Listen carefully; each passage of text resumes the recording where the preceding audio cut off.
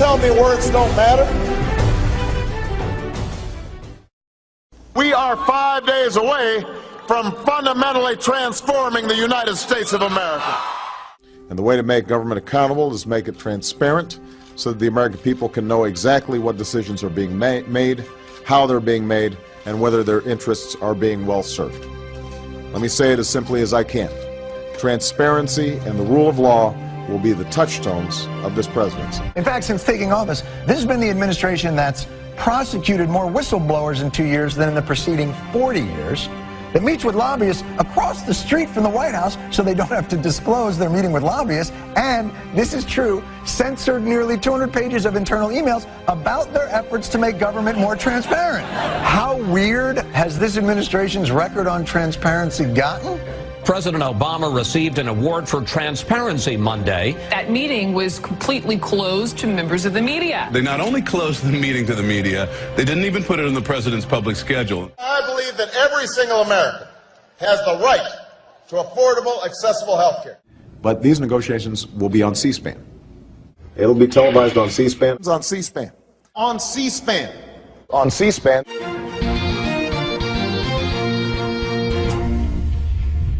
C-SPAN founder and CEO Brian Lamb tells the Daily Caller that C-SPAN's cameras need more access in Congress. Would you have liked to see C-SPAN in the negotiations to see what was going on behind closed doors?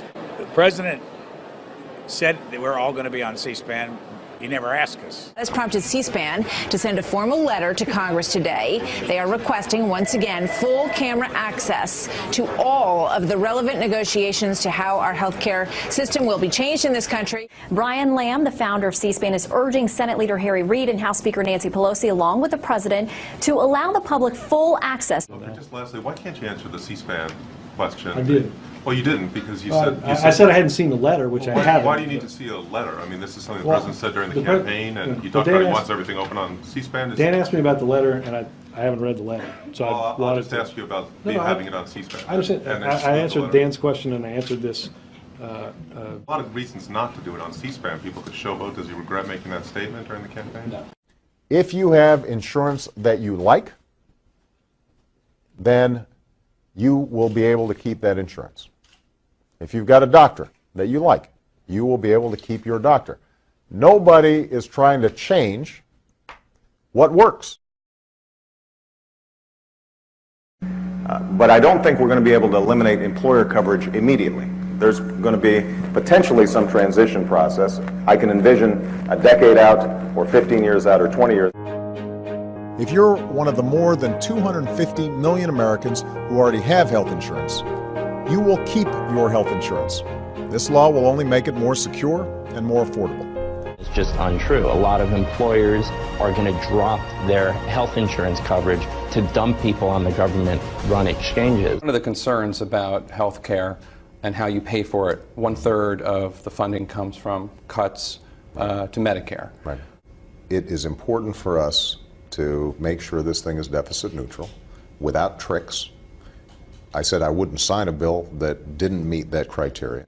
They used 10 years of revenues and 7 years of spending and said, see, look, over 10 years this pays for itself. He's cutting Medicare by $500 billion. He cut seniors' home health care by 11%. It's a plan that asks everyone to take responsibility for meeting this challenge. Everybody. Exempting some from complying with the new health care law. They've been granted a special waiver from key provisions of the new law. All this coming out in just the first 2 years. This plan will reduce the cost of health care for millions. Instead, they've gone up by $2,200.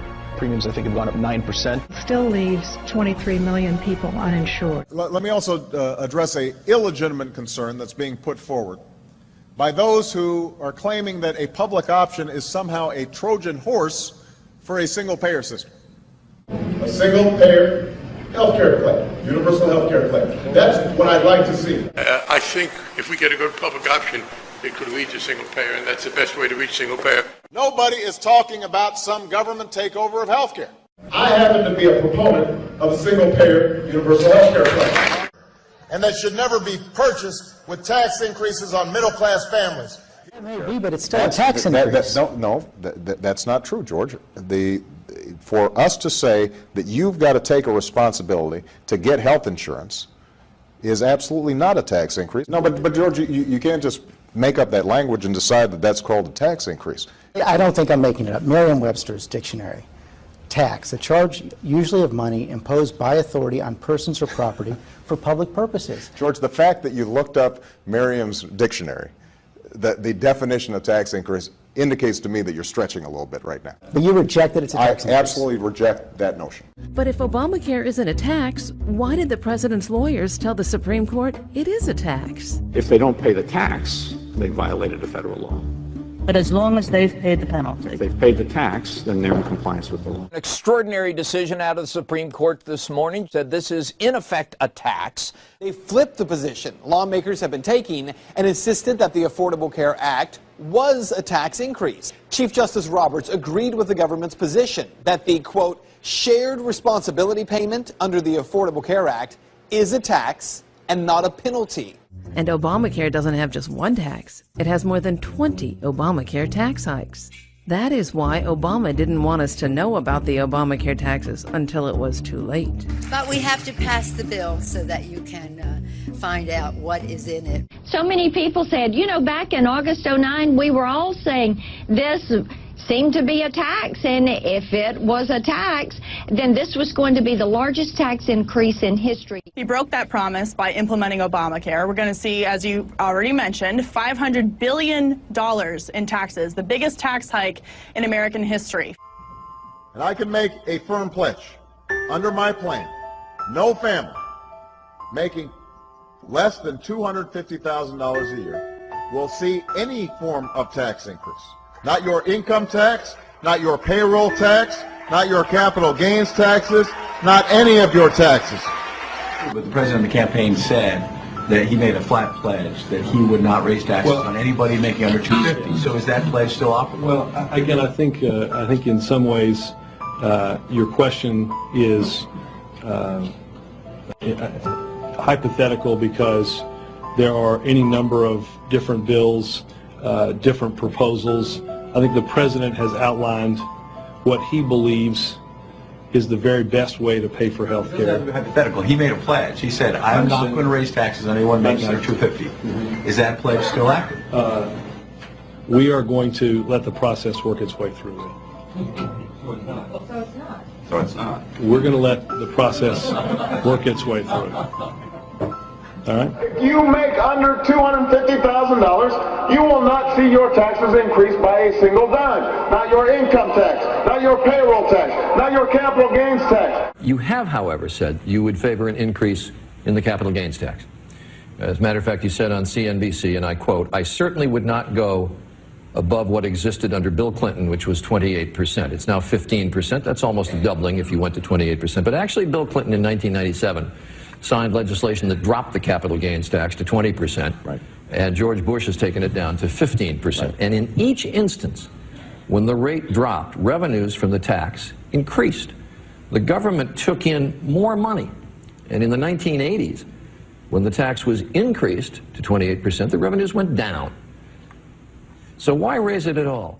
Well, Charlie, what I've said is that I would look at raising the capital gains tax for purposes of fairness. I believe that this country succeeds when everyone gets a fair shot, when everyone does their fair share, when everyone plays by the same rules. It means making sure that the biggest corporations pay their fair share in taxes. That's why I've asked Congress to close some of the biggest tax loopholes exploited by some of our most profitable corporations to avoid paying their fair share, or in some cases paying taxes at all.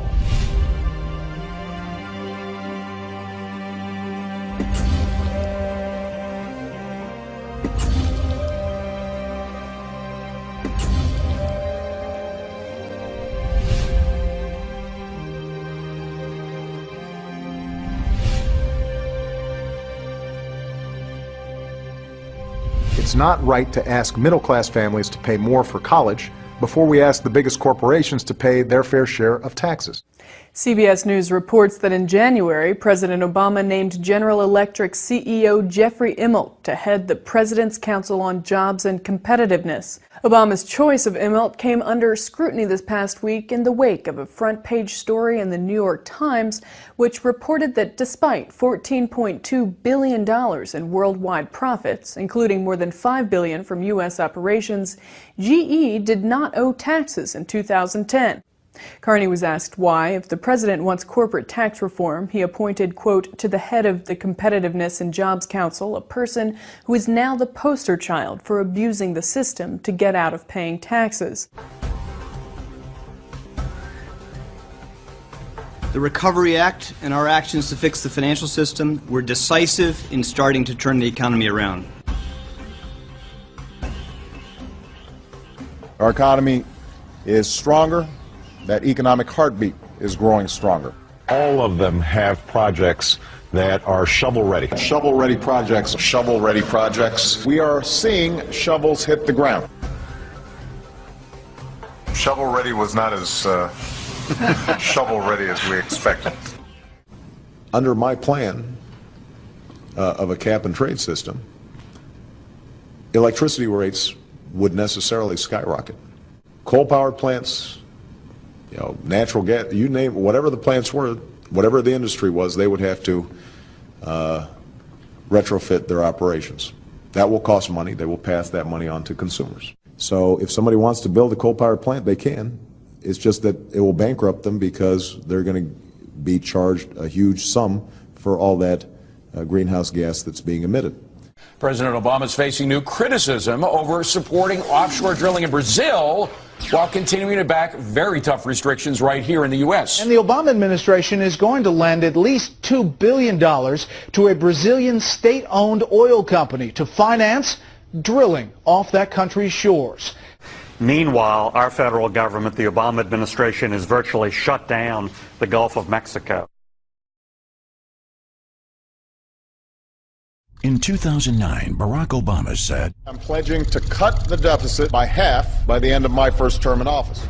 And for them to say that we shouldn't be raising the debt ceiling is irresponsible. The way Bush has done it over the last 8 years, number 43 added $4 trillion by his lonesome. That's irresponsible.